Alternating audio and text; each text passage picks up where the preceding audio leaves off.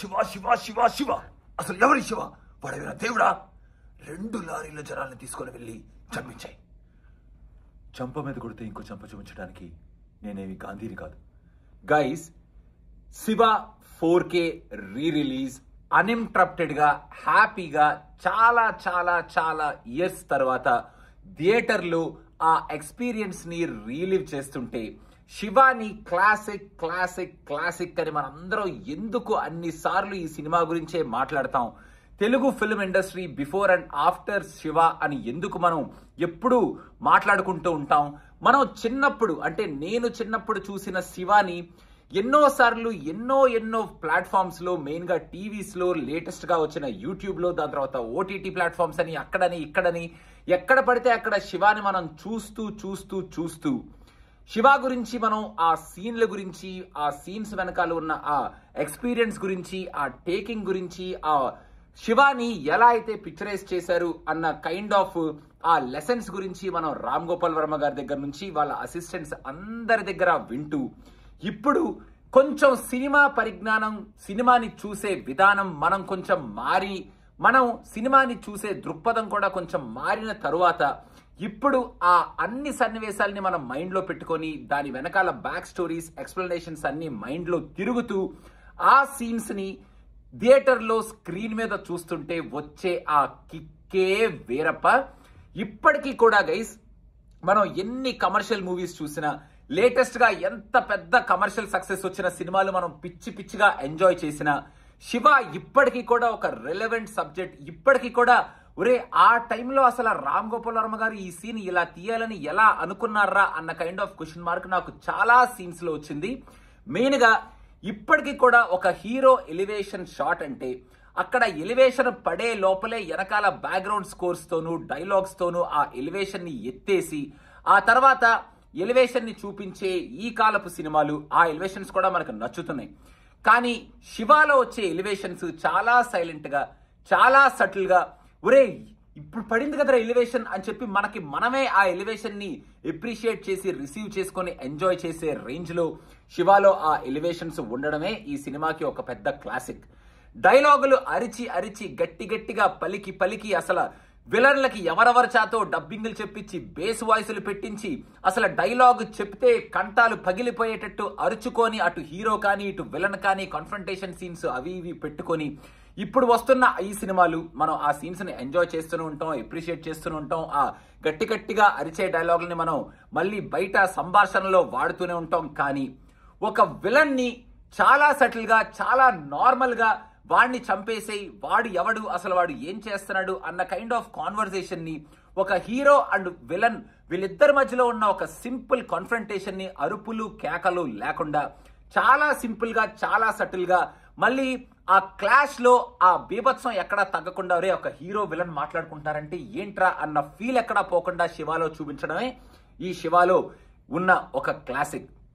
Background score అంటే ఎక్కడ పడితే ఎక్కడ హీరో రాగానే, హీరో కొట్టగానే, హీరో నడవగానే, మాట్లాడగానే, మాట్లాడే లోపు ఎలివేషన్ సీన్ ముందు, ఎలివేషన్ సీన్ తర్వాత, స్లో మోషన్ పడే ముందు, స్లో మోషన్ సీన్ తర్వాత, ఇలా ఇష్టం వచ్చినట్టు ఎక్కడ పడితే అక్కడ బ్యాక్గ్రౌండ్ స్క్రీన్లు, బ్యాక్గ్రౌండ్ స్కోర్లు పడే ఈ కాలపు సినిమాలు. మనం ఈ కాలపు సినిమాల్లో బ్యాక్గ్రౌండ్ స్కోర్స్ కూడా ఎంజాయ్ చేస్తూ ఉంటాం, రియల్ లైఫ్ లో బ్యాక్గ్రౌండ్ స్కోర్లు వాడుతూ ఉంటాం, రింగ్ టోన్స్ గా పెట్టుకుంటూ ఉంటాం. కానీ బ్యాక్గ్రౌండ్ స్కోర్ అనేది చాలా సటిల్ గా వాడొచ్చు, అవసరమైనప్పుడు మాత్రమే ఆ సౌండింగ్ మనకి వినపడాలి.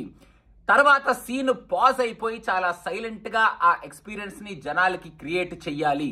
కానీ పడాల్సిన చోట మాత్రం చాలా వైబ్రెంట్ గా బ్యాక్గ్రౌండ్ స్కోర్ పడాలి అని శివ మూవీలో చాలా సీన్లకి మన ఇళయరాజా గారు ఆ ఫెంటాస్టిక్ ఫినామినల్ రీ రికార్డింగ్ ఇవ్వడమే శివ యొక్క క్లాసిక్.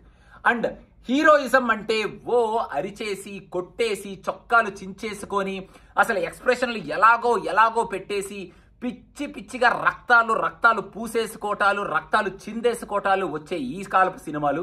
ఆ సినిమాలను కూడా మనం ఎంజాయ్ చేస్తాం, ఆ సీన్లకు మనం అరుస్తాం, ఆ సీన్లు మళ్ళీ మనం యూట్యూబ్ లో పెట్టుకొని రీవాచ్ చేస్తాం. కానీ శివాలో హీరో అనేవాడు చాలా సటిల్ గా వచ్చి, చాలా సటిల్ గా డైలాగ్ చెప్పి, కొట్టడం కూడా ఏదో నరికేస్తున్నట్టు చంపేస్తున్నట్టు కాకుండా చాలా రియలిస్టిక్ గా కొడుతూ, చాలా సటిల్ గా ఒక నార్మల్ మ్యాన్ ఇలా ఒక విలన్ ని ఎదుర్కొంటూ, ఒక సూపర్ హీరో అయ్యాడు కదా, వీళ్ళందరికీ ఒక హీరో అయ్యాడు కదా అనేటట్టు చూపించడమే శివాలో ఉన్న ఒక క్లాసిక్.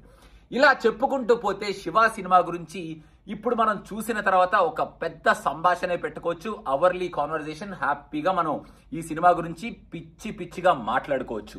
కానీ ఇప్పుడు ఈ మూవీని కంప్లీట్ గా ఫుల్ ఫ్లెడ్జ్డ్ గా ఈ సీన్స్ అన్నిటినీ ఇంకొకసారి ఆ నాస్టాలజియా ఫీల్ అవుతూ ఈ సీన్స్ వెనకాల ఉన్న ఆ పిక్చరైజేషన్ ని, మన ఆర్జీవి గారి బ్రిలియన్స్ ని ఎంజాయ్ చేస్తూ, అసలు అప్పట్లో ఇలాంటి థాట్స్ ఎలా వచ్చినాయిరా బాబు, ఆ చేసింగ్ సీన్లు ఏంటి, ఆ స్టడీ క్యామ్, ఆ కెమెరా పట్టుకొని స్టడీ క్యామ్స్ లేకుండా వెనకాల పరిగెట్టుకుంటూ ఆ వీధుల్లో తిరగడం ఏమిటి, ఆ షాడో షాట్స్ ఏమిటి, ఆ నైట్ టైం షాట్స్ ఏమిటి, ఆ వర్షంలో పడే షాట్ ఏమిటి, అసలు హీరో విలన్ ఫస్ట్ కన్ఫ్రంటేషన్ జరిగేటప్పుడు హీరో ఒకరిని ఇలా భుజం మీద వేసుకొని విలన్ ని కలవడం ఏమిటి, అప్పుడే శివ అంటే వీడే అని విలన్ కి తెలియడం ఏమిటి, విలన్ ఇంట్రడక్షన్ షాట్ లో ఆ లైటింగ్ ఏమిటి, and what not, everything, every frame, every scene and every dialogue in this movie is a classic అని చెప్పడంలో ఎటువంటి డౌట్ లేదు గైస్. నేను పర్సనల్ గా ఆర్జీవి గారికి పెద్ద ఫ్యాన్ ని. ఆయన ఎలా ఉన్నారు, ఎలా బిహేవ్ చేస్తున్నారు, ఎలాంటి సినిమాలు తీస్తున్నారు అనేది మనం పక్కన పెట్టేస్తే ఆయన ఒక లెజెండ్ అన్న విషయాన్ని మాత్రం మనం ఖచ్చితంగా బల్లగుద్ది అందరం ఒప్పుకొని తీరాల్సిందే. అటువంటి లెజెండ్ నుంచి వచ్చిన ఈ లెజెండరీ సినిమా ఒక క్లాసిక్ సినిమా అనే కైండ్ ఆఫ్ కాన్సెప్ట్ ని టీఎఫ్ఐ లో బిఫోర్ అండ్ ఆఫ్టర్ గా మార్చిన ఒక సినిమా, ఆ సైకిల్ చైన్ ని ఒక ఫెంటాస్టిక్ వెపన్ గా మార్చిన ఒక సినిమా, అండ్ హీరోని, హీరోయిజం ని, విలనిజం ని ఇలా డిఫైన్ చేయొచ్చు అని ప్రూవ్ చేసిన ఒక సినిమా ఈ శివ. కాబట్టి ఈ శివాని మళ్ళీ రిలీజ్ చేసి మనకి 4K లో ఆ ఆడియో క్వాలిటీని ఎన్హాన్స్ చేసి మనకు తీసుకొచ్చినందుకు ఫస్ట్ ఆఫ్ ఆల్ మన నాగార్జున గారికి, శివ టీమ్ కి, ఆర్జీవి గారికి వాళ్ళు పెట్టిన ఎఫర్ట్స్ కి కంగ్రాచులేట్ చేస్తూ, శివాని నేనైతే రీలివ్ చేస్తూ సూపర్ గా ఎంజాయ్ చేశాను.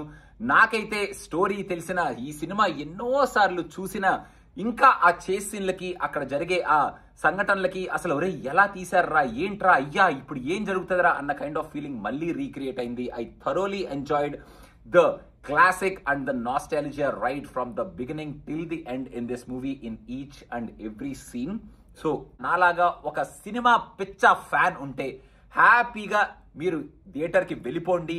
మీరు కూడా ఒక మంచి హైతో శివా వారెవ్వా అనుకుంటూ థియేటర్ నుంచి బయటకు వస్తారు, reliving all those moments and ప్రతి సీన్ కి ఆ ఎక్స్ప్లెనేషన్ ని ఒకసారి నెమరు వేసుకుంటూ, మన ఆర్జీవి గారి ఇంటర్వ్యూలో శివ గురించి మాట్లాడిన ప్రతి డైలాగ్ ని, ఆహా ఈ సీన్ ఇందుకా ఇలా వచ్చింది, ఈ సీన్ కి ఎక్స్ప్లెనేషన్ ఇదా, ఈ సీన్ వెనకాల థాట్ ప్రాసెస్ ఇదా, ఈ సీన్ ని ఇలా పిక్చరైజ్ చేశారా అని ఒక మంచి ఫిల్మ్ కోర్స్ లాగా ఈ సినిమాని మనం ఎంజాయ్ చేస్తూ, ఆ సీన్స్ అన్నిటిని మనం ఎంజాయ్ చేస్తూ హ్యాపీగా ఒక నాస్టాలజియా రైడ్ ఫీల్ అయ్యి ఒక సూపర్ ఫెంటాస్టిక్ ఫీలింగ్ తో మనం థియేటర్ లోంచి బయటకు వచ్చేయచ్చు.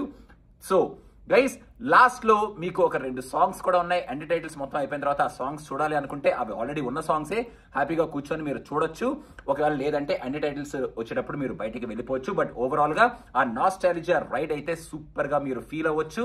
నేనైతే పిచ్చిగా ఎంజాయ్ చేశాను. And I hope each and every film lover who goes to watch Shiva in the theaters will definitely have the same feeling, and they'll come out of the theater praising RGV's brilliance and praising this classic one more time. Shiva Shiva Shiva Shiva Shiva, అసలు ఎవర్రా శివ, వాడేమైనా దేవుడా అనుకుంటూ మీరు theatre నుంచి బయటకు వచ్చేస్తారు. Please do subscribe to cinema Pichcha. Many more reviews are coming very soon. Santana Praptirastu review, Ari review and Kanta review are coming very soon on the 14th. Thank you.